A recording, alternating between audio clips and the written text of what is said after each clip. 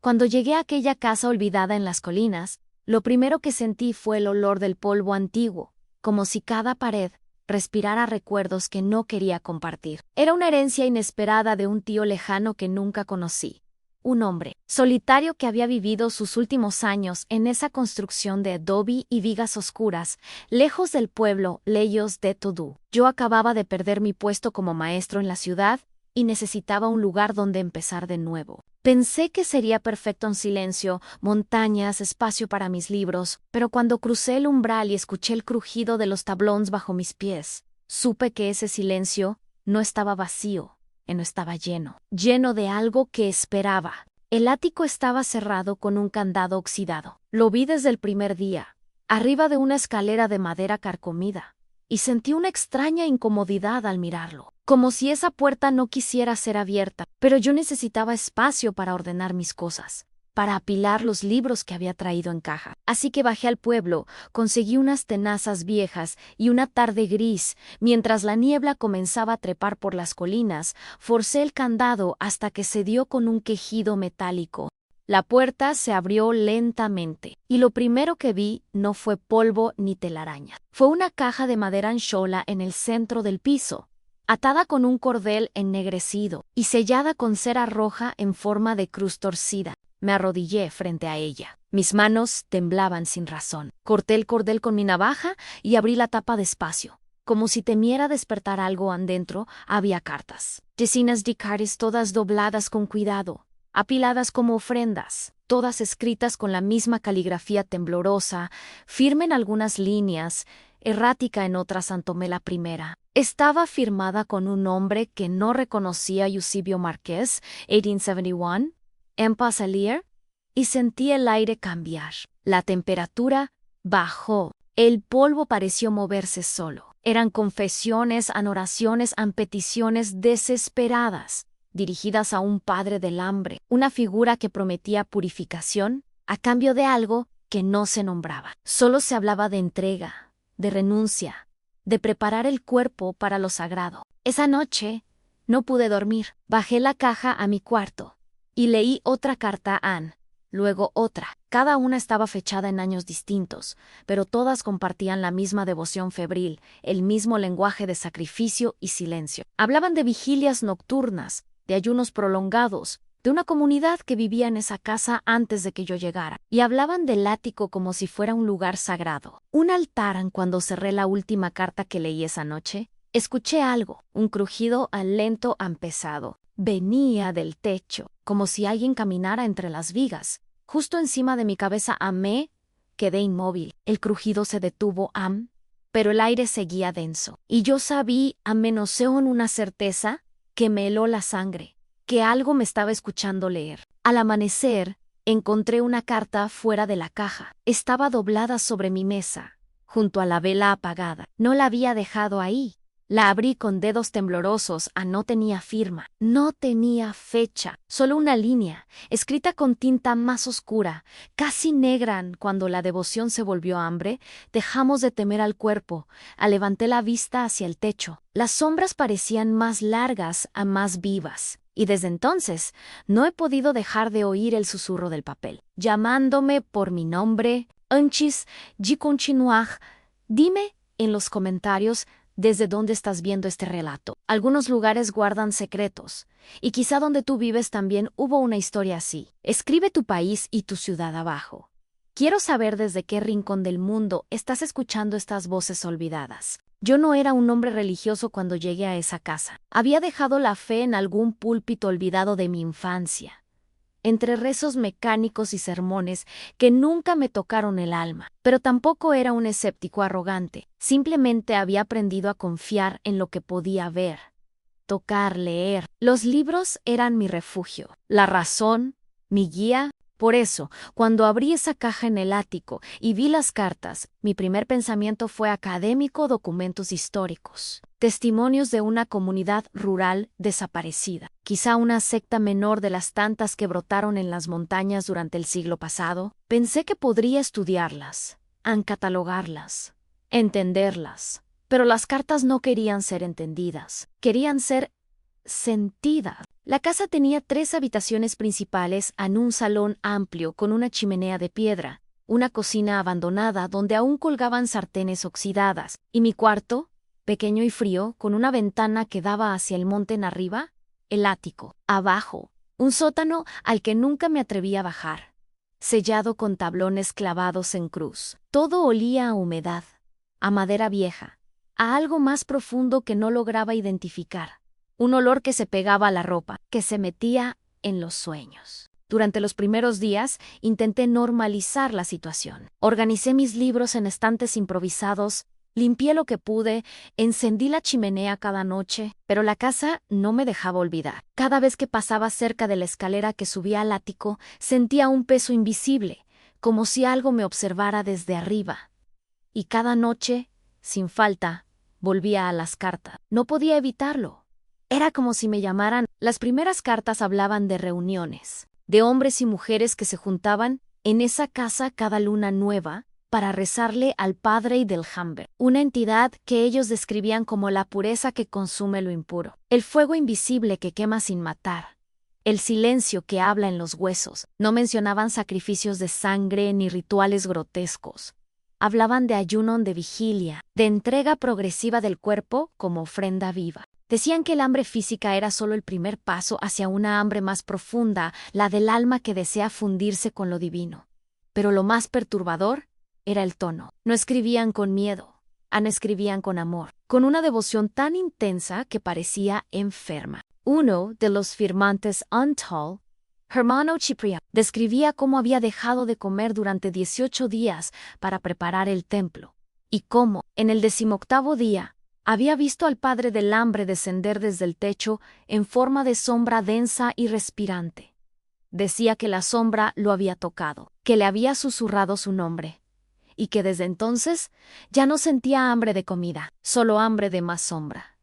Leí eso y cerré la carta. Mis manos sudaban. Afuera, la niebla comenzaba a envolver la casa. Escuché el viento, pero también escuché otra cosa. Un susurro suave apenas perceptible. Venía del ático, no. Eran palabras claras. Era como un rumor de papel arrugándose, como si alguien estuviera leyendo en voz baja. Subí despacio la escalera. Empujé la puerta del ático. Estaba vacío. Pero en el suelo, donde antes había dejado la caja cerrada, ahora vi una carta abierta, una que yo no había leído todavía, y en el borde inferior, escrita con lápiz fresco, había una sola palabra: bienvenido. Los primeros días en la casa transcurrieron en una rutina extraña. Me despertaba con el sol apenas visible entre la niebla, preparaba café en la estufa de leña y pasaba las mañanas leyendo las cartas. Cada una me revelaba un fragmento más de lo que había sido aquella comunidad. No eran campesinos comunes. Eran gente que había renunciado a sus familias, a sus tierras, a sus nombres, para vivir en esa casa y servir al padre del hambre. Hablaban de él como si fuera un santo olvidado, un ángel caído que habitaba en los espacios entre la carne y el espíritu, y hablaban del ático como si fuera su trono. Una de las cartas, firmada por una mujer llamada Hermana Dolores, describía su llegada a la comunidad en 1875. Decía que había venido desde un pueblo lejano, huyendo de un matrimonio violento, buscando refugio en la fe. Alguien le había hablado del Padre que purifica mediante el hambre, y ella había caminado 3 días hasta encontrar la casa. Cuando llegó, la recibieron con silencio. Le dieron agua, pero no comió. Le explicaron que el primer acto de devoción era aprender a vaciar el cuerpo, que solo cuando el estómago ya no gritaba, el alma podía empezar a escuchar. Hermana Dolores escribía con una caligrafía firme al principio, pero hacia el final de la carta, las letras comenzaban a temblar. Decía que después de 7 días sin comer, empezó a ver cosas, sombras que se movían en las esquinas, susurros que venían del techo. Y una noche, durante la vigilia colectiva, sintió que algo bajaba del ático. No lo vio claramente. Solo vio una forma oscura, densa como el humo, que se deslizaba entre las vigas y se posaba sobre los hombros de los devotos, uno por uno. Cuando llegó su turno, sintió un peso inmenso, como si una mano invisible la presionara hacia el suelo. Y entonces escuchó su nombre, pronunciado con una voz que no era voz, una vibración a un eco dentro de su propia carne. Cerré la carta y miré hacia el techo. Eran las 3 de la tarde, pero la luz era gris y débil. La casa parecía más oscura de lo normal. Me levanté y caminé hacia la ventana. Afuera, el paisaje era desolado en colinas secas, árboles retorcidos, niebla que nunca se iba del todo. No había vecinos, no había caminos visibles, solo tierra y silencio. Y esa sensación constante de que algo me observaba. Decidí explorar más la casa. Revisé los armarios del salón y encontré velas viejas, algunas todavía con marcas de uso. En uno de los cajones hallé un rosario de madera negra, gastado por el roce de dedos devotos. Y.N. Unrinken, pan oculto detrás de una silla rota, encontré un cuaderno de tapas de cuero, sin título. Lo abrí con cuidado. En las primeras páginas estaban llenas de nombres. Una lista larga, escrita con tinta marrón. Cada nombre tenía una fecha al lado. Eusebio Márquez menos 1871 Hermana Dolores, 1875 An Cipriano Ruizeta, menos 1878 An, y así página tras página, hasta llegar a 1891. El último nombre era Anselmo Figueroa, a mi tío. El aire se me atascó en la garganta. Mi tío había sido parte de esto. Había vivido aquí no como heredero de una casa abandonada, sino como miembro de la comunidad, como devoto del padre del hambre. Pasé las páginas con manos temblorosas. Al final del cuaderno había una anotación escrita con letra distinta, más reciente en cuando el último devoto muere, el padre espera. No se va, an solo espera. Esa noche no encendí la chimenea. Me quedé sentado en la oscuridad, con el cuaderno en las manos y una vela solitaria sobre la mesa. Releí las cartas que ya conocía, buscando algo que me tranquilizara, algo que me dijera que todo esto era solo el delirio de gente desesperada. Pero no lo encontré. Cada carta era coherente. Cada firmante describía lo mismo: el hambre que limpia, el silencio que enseña, la sombra que desciende, el peso que bendice. Y entonces empecé a sentirlo yo también. No era hambre física, era otra cosa. Una inquietud en el pecho, una necesidad de volver al ático, de abrir la caja otra vez, de leer Masan, como si las cartas tuvieran un imán invisible que me jalaba hacia ellas. Me resistí durante horas, pero a medianoche, cuando el viento comenzó a soplar con fuerza y el techo empezó a crujir, subí la escalera. El ático estaba exactamente como lo había dejado. La caja de madera seguía abierta, las cartas apiladas. Pero había algo nuevo. En el suelo, junto a la caja, había una hoja suelta. No estaba antes. La recogí. Estaba escrita con la misma caligrafía temblorosa de siempre, pero la tinta parecía fresca. Decían hermanos sin nombre en el padre: sabe que has llegado. Sabe que Ulis. Sabe que dudas, pero también sabe que el hambre ya te tocó. Ahora solo falta que la aceptes. Mis piernas flaquearon. Dejé caer la carta y bajé corriendo las escaleras. Me encerré en mi cuarto. Cerré la puerta con el pestillo. Y me senté en la cama con el rosario en las manos. Recé. No sabía si creía, pero recé de todos modos. Y mientras rezaba, escuché pasos lentos pesados caminando sobre mi cabeza. No eran pasos humanos. Eran pasos de algo que arrastraba su propio peso. Algo que sabía exactamente dónde estaba yo. Cerré los ojos con fuerza, seguí rezando. Y en algún momento, entre el miedo y el agotamiento, me quedé dormido. Pero soñé que estaba en el ático, rodeado de sombras, arrodilladas. En el centro, una figura oscura, inmensa, sin rostro, me extendía una mano larga y huesuda. No me tocaban, solo esperaba. Esperaba que yo decidiera tomarla. Desperté al amanecer con el rosario roto en el suelo, y sobre mi pecho, una carta nueva doblada, sellada con cera negra. Aún no me atrevo a abrirla. No abrí la carta de inmediato. La dejé sobre la mesa, junto a la vela consumida y el rosario roto, y salí de la casa.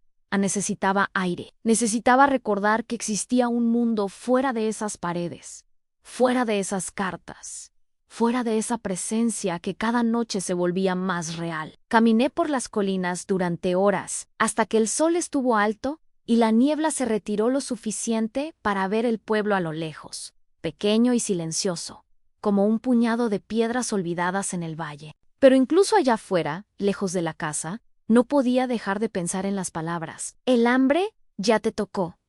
¿Qué significaba eso? Yo comía, dormía, funcionaba, pero había algo distinto. Una inquietud constante, un vacío que no se llenaba con pan, ni con agua, y una necesidad creciente de volver, de leer, de saber más, como si las cartas me hubieran contagiado algo invisible. Regresé al atardecer. La casa me recibió con su silencio pesado. Entré despacio, cerré la puerta y me quedé parado en el salón mirando hacia la escalera que subía al ático. Sabía que debía irme, empacar mis cosas, volver a la ciudad, olvidar todo esto. Pero también sabía que no lo haría. Algo me retenía, algo más fuerte que el miedo. Esa noche, finalmente abrí la carta que había aparecido sobre mi pecho. La cera negra se rompió con facilidad, como si hubiera estado esperando mis dedos. Desdoblé el papel con cuidado. La caligrafía era la misma de siempre. Temblorosa pero legible decía: hermano sin nombre. No huyas a la huida, solo prolonga el sufrimiento. El Padre no castiga. El Padre purifica. Tú llegaste aquí porque algo en ti ya estaba vacío. Ahora solo falta que reconozcas ese vacío y lo ofrezcas. Ayuna 3 días. Vigila 3 noches. Y cuando tu cuerpo ya no grite, suba al ático. Él te estará esperando. No había firma, no había fecha. Solo esas instrucciones, escritas como si fueran una receta sagrada. Dejé la carta sobre la mesa y me senté con las manos temblorosas. Parte de mí quería reír, quería pensar que todo esto era una broma macabra, el delirio de gente muerta hace décadas. Pero otra parte de mí, una parte más profunda, más oscura, sentía curiosidad, sentía una atracción enfermiza hacia esa promesa de purificación, hacia esa idea de que el sufrimiento podía transformarse en algo sagrado. Esa noche no cené. No fue una decisión consciente. Simplemente no tuve hambre. Me quedé sentado frente a la chimenea apagada, leyendo más cartas a la luz de una vela. Una de ellas, escrita por hermano Justino, describía su experiencia durante el ayuno de 3 días. Decía que al principio había sido difícil, que su cuerpo había protestado, que su mente había estado llena de imágenes de comida, de recuerdos de banquetes y comidas familiares. Pero en el segundo día, algo había cambiado. El hambre física había comenzado a disolverse, y en su lugar había aparecido otra sensación, una lucidez extraña, una claridad que le permitía ver más allá de lo visible. En el tercer día, escribía, ya no sentía su cuerpo, solo sentía presencia, la presencia del Padre del hambre, descendiendo desde el ático como una niebla espesa y cálida. Y cuando finalmente subió las escaleras y entró al ático, lo vio, no con los ojos, sino con algo más profundo, una sombra con forma de hombre, pero sin rostro, sin piel, sin límites claros. Una sombra que lo abrazó, que lo llenó, que lo vació. Y cuando bajó, ya no era el mismo Han. Ya no tenía miedo, ya no tenía dudas, solo tenía fe. Cerré la carta y miré hacia el techo. El crujido había vuelto lento, hichímico, como si alguien caminara en círculos justo encima de mi cabeza. Por esta vez, no sentí miedo, sentí expectativa, como si mi cuerpo supiera algo que mi mente todavía rechazaba. El segundo día sin comer fue más fácil. Me desperté con la boca seca y el estómago vacío, pero sin urgencia. Pasé el día leyendo, organizando las cartas por fecha, tratando de reconstruir la historia completa de la comunidad. Descubrí que habían sido 11 en total, hombres y mujeres que habían llegado entre 1870 y 1890, todos buscando lo mismo en una fe que no los juzgara, una devoción que no les exigiera pureza moral, sino pureza física, una entrega total del cuerpo como camino hacia lo divino. Y descubrí algo más en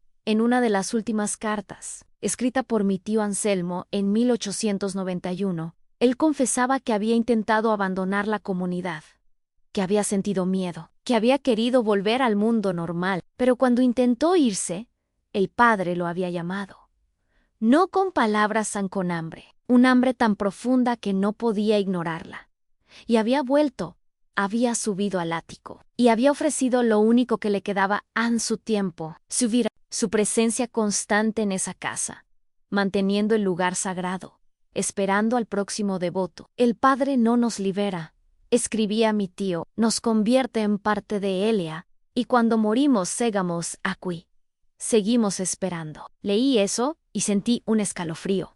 Miré alrededor del salón vacío. Las sombras parecían más densas, más conscientes, como si cada rincón de la casa estuviera habitado por algo invisible, por los 11 devotos que nunca se habían ido realmente. El tercer día desperté sin hambre, sin sed y sin peso en el cuerpo. Me sentía liviano, casi transparente. Pasé el día en silencio, sentado frente a la ventana, viendo cómo la niebla cubría las colinas. No pensaba en nada, y cuando cayó la noche, cuando la oscuridad envolvió la casa y el viento comenzó a soplar entre las vigas, supe que había llegado el momento. Me levanté despacio, subí la escalera sin prisa.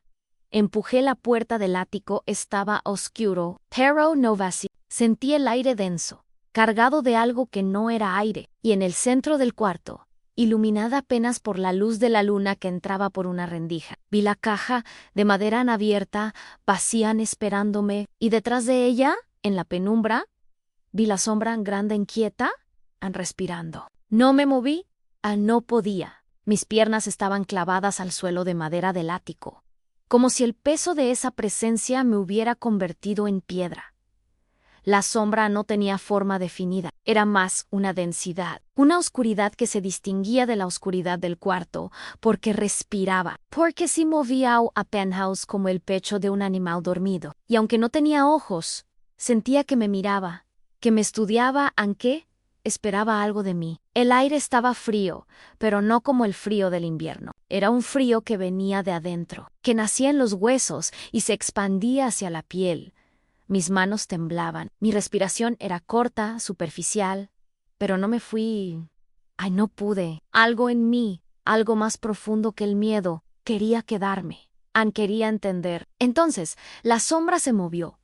No caminó, se deslizó, como si el suelo no existiera para ella. Se acercó despacio, arrastrando su masa oscura, y se detuvo frente a mí tan cerca que podía sentir su presencia como un peso físico sobre mi pecho. Y entonces escuché algo.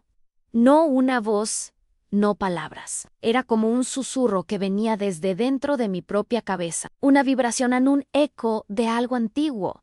Has venido. No respondí. No sabía cómo responder a algo que no hablaba con sonido. Has leído. Has ayunado. Has esperado. Como los otros. Cerré los ojos. Mis piernas flaquearon. Puro no mi kai. Sentí que algo me sostenía, como si la sombra misma me estuviera manteniendo de pie. Ellos también tuvieron miedo al principio, pero el miedo es solo hambre que no se reconoce. Abrí los ojos despacio. La sombra estaba aún más cerca. Podía ver, o más bien sentir, que tenía algo parecido a una forma humana. Hombros anchos, brazos largos, pero sin detalles, sin rostro, sin ojos, solo presencia. ¿Qué eres? Susurré, aunque mi voz apenas salió. La vibración en mi cabeza se hizo más profunda más lenta. Soy lo que queda cuando la fe se vacía de palabras, cuando la devoción deja de ser ritual y se vuelve carne. Soy el hambre que no se sacia con pan. Soy el silencio que habla, soy el Padre. Mis rodillas cedieron. Caí al suelo, arrodillado frente a esa cosa, y mientras caía, vi algo más alrededor de la sombra. En el borde de mi visión, había otras formas. Más débiles arrodilladas, como si fueran figuras de humo o niebla apenas visibles. Y reconocí sus posturas, las había visto en las cartas. En las descripciones de las vigilias, eran los devotos. Los 11, todavía aquí, todavía esperando. Ellos nunca se fueron, dijo la vibración, porque nunca quisieron irse, entregaron su hambre, y su hambre los convirtió en parte de mí. Miré hacia las formas arrodilladas. Una de ellas se movió apenas, levantó lo que parecía ser una cabeza, y aunque no tenía rostro, supe quién era. Mi tío Anselmón, la sombra más cercana la más reciente. Extendió una mano translúcida hacia mí, como si me invitara a unirme. No, murmur. Yo no. Yo no vine aquí para esto. La sombra del padre se inclinó levemente, como si me estudiara con más atención. Entonces, ¿por qué leíste? ¿Por qué ayunaste? ¿Por qué subiste? No tenía respuesta. O quizás sí la tenía, pero no quería admitirla. ¿Porque era verdad? Yo había elegido leer. Había elegido no comer. Había elegido subir. Y en algún lugar profundo de mi ser, había querido esto. Había querido sentir algo más grande que yo. Algo que le diera sentido al vacío. El hambre no es castigo, continuó la vibración. Es invitación. Es el lenguaje del cuerpo, cuando el alma busca algo que el mundo no puede dar. La sombra extendió algo que parecía ser un brazo tan largo, tan delgado, hecho de oscuridad densa, y al final una mano sin dedos claros, solo una extensión de niebla negra. Toc, men, y sabrás. Mi corazón latía tan fuerte que podía escucharlo en mis oídos. Mi respiración se había vuelto errática. Miré esa mano extendida. Miré a las sombras arrodilladas. Miré a mi tío, inmóvil, esperando. Y por un momento, solo por un momento, sentí la tentación. Sentí que si extendía mi mano, si tocaba esa oscuridad, todo el miedo desaparecería, todo el vacío se llenaría y yo sería parte de algo eterno. Pero entonces recordé las cartas. Recordé las palabras finales de hermana Dolores, Han, cuando la devoción se volvió hambre, dejamos de temer al cuerpo Han, y entendí lo que significaba Han. No era liberación, era disolución, era convertirse en hambre eterna, en sombra que espera en eco sin voz. No, dije con más fuerza, no voy a tocarte. La sombra se quedó quieta, las formas arrodilladas también. El silencio se volvió tan denso que dolía. Entonces, ¿por qué sigues aquí? Porque mi voz se quebró. Porque necesito entender. Necesito saber si hay otra forma, si puedo. Libéralos. La vibración en mi cabeza cambió. Se volvió más grave, casi como una risa sin sonido. ¿Liberarlos? Ellos no están presos. Están completos. Están en paz. Tú eres el que sufre, hermano sin nombre. Tú eres el que tiene hambre. Me levanté con dificultad. Mis piernas temblaban, pero logré mantenerme de pie. Puede ser un pero. Mi hambre es mía y no la voy a entregar. La sombra no respondió de inmediato. Solo me observa, o lo que fuera que hiciera esa cosa sin ojos. Y luego, lentamente, retrocedió. Se deslizó hacia el fondo del ático, llevándose consigo a las formas arrodilladas, como si se hundieran en la oscuridad de las vigas. Entonces quédate, dijo la vibración, más lejana ahora. Lian, ¿escuchan? Y cuando el hambre sea demasiado, volverás. Todos vuelven. Y con eso, la presencia desapareció. El aire se volvió menos denso. La temperatura subió apenas, y me quedé solo en el ático, de pie, temblando, con lágrimas en los ojos que no recordaba haber derramado. Bajé la escalera despacio, cerré la puerta del ático detrás de mí, pero sabía que no había cerrado nada realmente, porque esa presencia no estaba solo en el ático, estaba en las paredes, en las cartas, en el aire mismo de la casa. Y ahora, también estaba en mí. Pasé los siguientes días en un estado extraño. No era vigilia ni sueño. Era algo intermedio, una conciencia borrosa donde el tiempo perdía sentido y las fronteras entre lo real y lo imaginado se desdibujaban. Comía poco, dormía menos. Y cada noche, sin falta, volvía a las cartas. Pero ya no las leía como documentos históricos.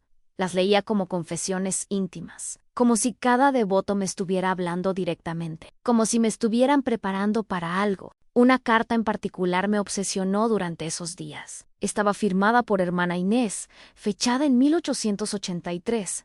Ella había llegado a la comunidad embarazada, huyendo de un pueblo que la había condenado por llevar un hijo sin marido. Los devotos la recibieron sin juicio. Le dijeron que el padre no veía pecado en el cuerpo, solo en el apego, y que si ella estaba dispuesta a entregar todo, incluso la maternidad, encontraría paz. Hermana Inés escribía que durante los primeros meses, la comunidad la cuidó. La dieron agua, le permitieron comer lo necesario para el niño, pero cuando el bebé nació, le dijeron que debía elegir en quedarse con el hijo y abandonar la fe, o entregarlo y continuar el camino de purificación. Ella eligió quedarse con el niño, pero algo cambió. El padre, escribía, comenzó a visitarla en sueños. Le mostraba imágenes del hijo creciendo sin ella, sufriendo en el mundo, consumido por el hambre del mundo. Y le susurraba que la única forma de salvarlo era ofrecerlo, no como sacrificio, sino como entrega, como devolución a lo sagrado.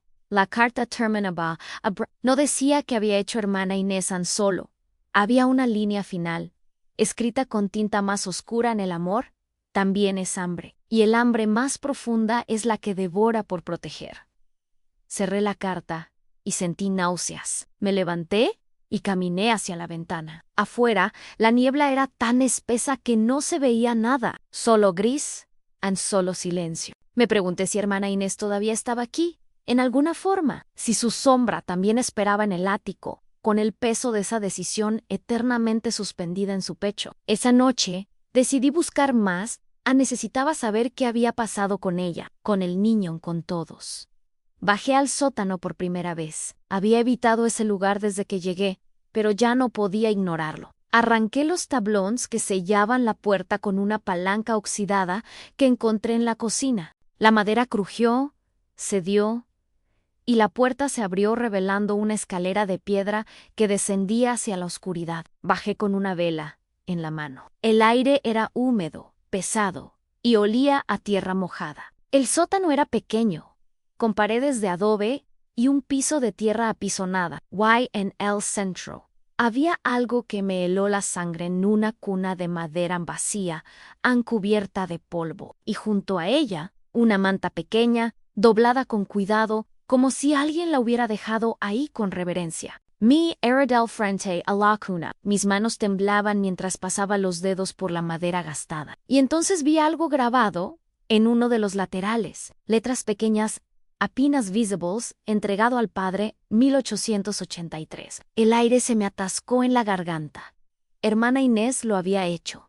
Había entregado al niño, pero ¿cómo? ¿Qué significaba entregado? Miré alrededor del sótano, buscando respuestas. Vi algo más en la pared del fondo. Había marcas, líneas verticales talladas con algún objeto afilado. Las conté 11 líneas, 11 devotos. Y debajo de las líneas, una frase grabada con letra temblorosa: aquí esperamos el renacimiento. Subí corriendo las escaleras. Cerré la puerta del sótano detrás de mí y me quedé en el salón, respirando con dificultad. Pero no podía dejar de pensar en esa cuna, en ese niño, en lo que significaba entregado. ¿Lo habían matado? ¿Lo habían dejado morir de hambre?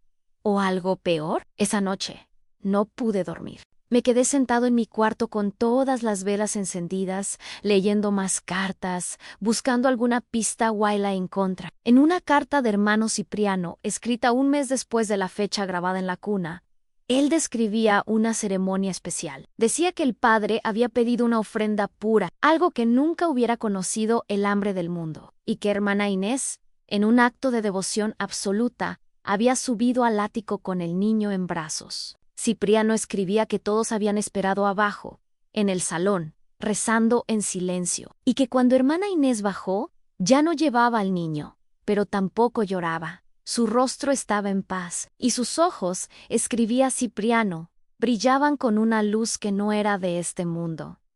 El padre lo recibió, escribía, y en ese momento, todos sentimos su presencia más fuerte que nunca, como si el niño hubiera sido la llave que abría completamente la puerta entre nosotros y él. Did you hire the car? Mis manos temblaban tanto que la vela casi se me resbaló. Miré hacia el techo, hacia el ático. Y por primera vez desde que había llegado a esa casa, sentí verdadero horror. No miedo espiritual, horror humano. Porque entendí lo que había pasado. El padre no era solo una sombra. Era algo que consumían devoraba, y que había usado la fe de esos 11 devotos para alimentarse de lo más puro que tenían. Me levanté y fui hacia la escalera del ático, pero esta vez no subí. Me quedé al pie, mirando hacia arriba, con las manos apretadas en puños. ¿Qué eres realmente? Grité hacia la oscuridad. ¿Un dios? ¿Un demonio? ¿O solo hambre con conciencia? No hubo respuesta, solo silencio. Pero entonces, lentamente, escuché algo. un llanto suave lejano, como el llanto de un bebé. Venía del ático.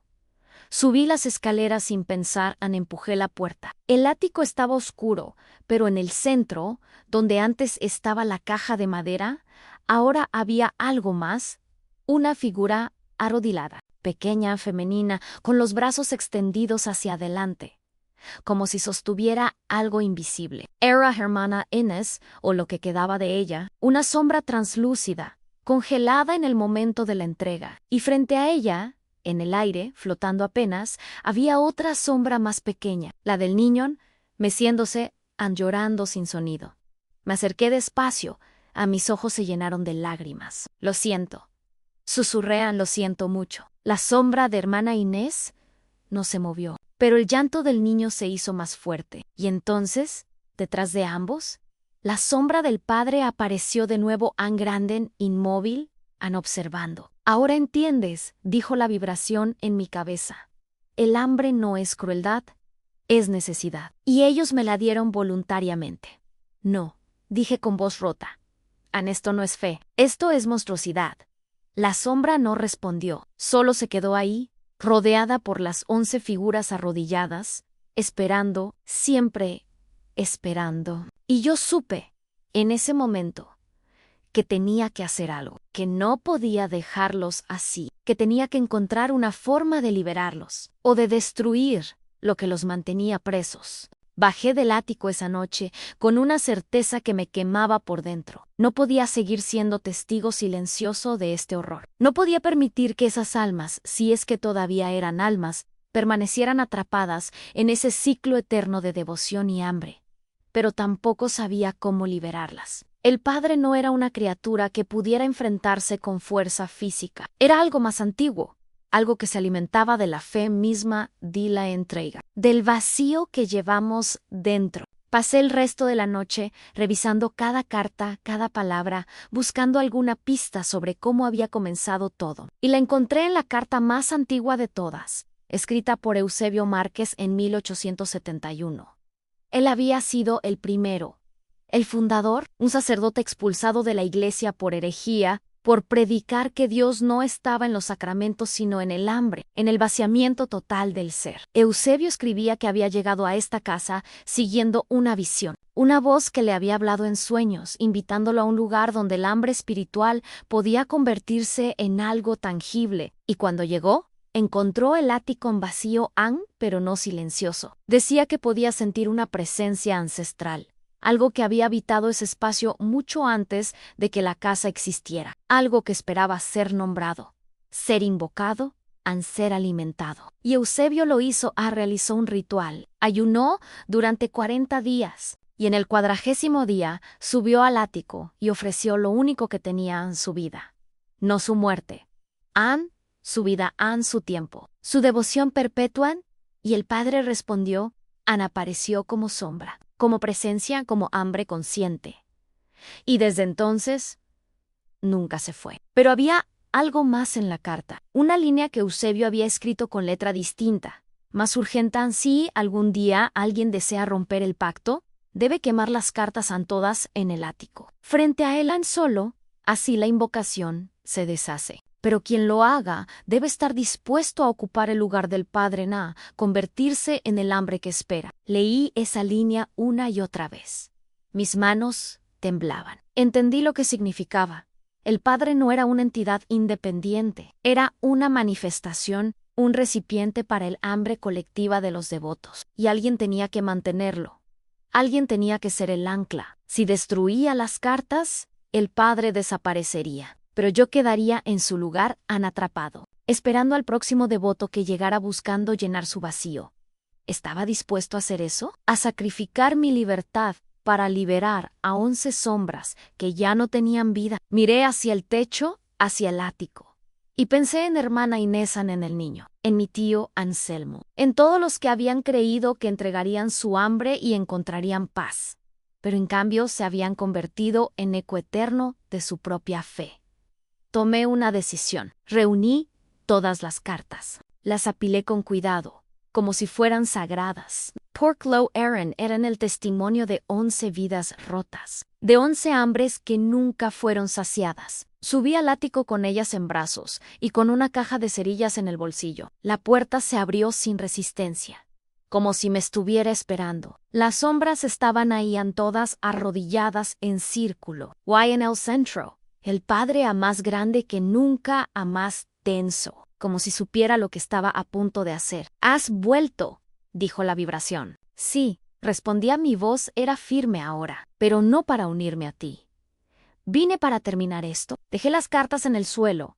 En el centro del círculo de sombras saqué una cerilla. La encendí a la llama, tembló en mi mano. «Si quemas esas cartas, me deshaces», dijo el padre, «pero también te condenas. Serás el nuevo guardián, el nuevo hambre, y esperarás aquí hasta que otro llegue a liberarte. ¿Estás dispuesto a eso?». Miré a las sombras, a hermana Inés, al niño, a Mitty. Todas me miraban, o lo que fuera que hicieran esas formas sin ojos. Y sentí que me pedían algo, no que me detuviera, sino que continuara, que les diera el descanso que nunca habían encontrado. «Sí», dije, «estoy dispuesto». Y dejé caer la cerilla. Las cartas se encendieron de inmediato. Las llamas se extendieron rápido, consumiendo el papel viejo, la tinta, las palabras, los nombres, las fechas, las confesiones. El fuego era brillante, casi cegador en la oscuridad del ático. Y con cada carta que ardía, las sombras comenzaron a cambiar, a desvanecerse, a disolverse como humo en el viento. Hermana Inés fue la primera. Levantó al niño en brazos, o la sombra del niño, y ambos se desintegraron juntos en luz tenue. Luego los demás, a uno por uno, cada devoto liberado. Cada hambre finalmente saciada. Y el padre gritó no con voz, con vibración, con un temblor que sacudió las paredes, el techo, el suelo. La sombra inmensa comenzó a encogerse, a convertirse en nada. «Tú ocuparás mi lugar», dijo por última vez. «Tú serás el nuevo padre». «Lo sé», susurré mientras las lágrimas corrían por mis mejillas. «Pero ellos ya no estarán atrapados». Y con un último grito silencioso, el padre desapareció. El fuego se apagó. Las cartas quedaron reducidas a cenizas y el ático quedó vacío, silencioso. Por primera vez en décadas, verdaderamente vacío. Pero yo no me moví, porque sentí el cambio. Sentí como algo se aferraba a mí, como mi cuerpo se volvía más pesado, más denso, como si me estuviera hundiendo en el suelo. Y cuando levanté las manos, vi que ya no eran completamente sólidas. Eran translucidas, oscuras sombra. Me había convertido en el guardián, en el hambre que espera. Y ahora, desde este ático, desde esta casa olvidada en las colinas, espero a que alguien más llegue. Alguien con un vacío tan profundo que lo traiga hasta aquí. Y cuando esa persona abra la puerta, le mostraré las cenizas. Le contaré la historia y le daré la misma opción que yo tuve. Porque el hambre nunca desaparece, solo cambia de forma. Y ahora, yo soy esa forma. Han pasado días, o quizás semanas. El tiempo aquí no funciona como antes. Ya no siento hambre de comida. Ya no siento frío. Solo siento presencia. La mía, la de la casa, la de todos los que vinieron antes y ahora descansan en algún lugar que no puedo ver, pero que sé que existe. A veces, en la quietud de la madrugada, escucho ecos, susurros que ya no son palabras sino despedidas. Hermana Inés en el niño. Mi tío Anselmo, todos liberados. To-dos y yo aquí, convertido en el guardián de un pacto roto, en el hambre que ya no devora. Solo espera. A veces, bajo al salón y miro por la ventana hacia las colinas, hacia el pueblo lejano, y me pregunto si alguien más vendrá, si alguien más sentirá ese vacío que no se llena con nada del mundo. Y si vendrá, ¿qué le diré? ¿Ansí? Le advertiré. O si simplemente le mostraré las cenizas y le dejaré elegir. Esta noche, mientras la niebla cubría las colinas como un manto gris, sentí algo distinto, una presencia nueva acercándose a la casa. Alguien caminando por el sendero olvidado, alguien con una mochila en la espalda y una mirada perdida. Subí al ático y me quedé quieto. esperando. Escuché la puerta principal abrirse. Escuché pasos indecisos en el salón. Y luego, después de un largo silencio, escuché el crujido de la escalera. Alguien subía lentamente con miedo, pero también con curiosidad. La puerta del ático se abrió y vi a una mujer joven, de ojos cansados y manos temblorosas, mirando hacia la oscuridad. Hacia mí no me veía todavía, pero pronto lo haría. Pronto sabría que esta casa no está vacía, que el hambre sigue aquí esperando, siempre esperando. No sé si ella tiene lo que se necesita para liberarme. No sé si su vacío es tan profundo como el mío fue, pero le daré la misma verdad que yo recibí. Le mostraré las cenizas, le contaré sobre los 11 devotos, sobre el Padre, que ya no existe, y sobre mí, que ahora ocupo su lugar, y si decide quedarse, si decide ayunar, leer las cenizas con los dedos, buscar respuestas en el polvo de palabras quemadas. Entonces sabré que el ciclo continúa, que el hambre nunca muere, solo se transforma. Porque aquí, en esta casa olvidada entre las colinas, la fe dejó de ser consuelo hace mucho tiempo. Se convirtió en algo más oscuro, más profundo, más eterno. Y yo, que intenté romperlo, ahora soy parte de Elan para siempre. Comenta abajo qué sensación te dejó esta historia y comparte este video si alguna vez la fe también te hizo temblar.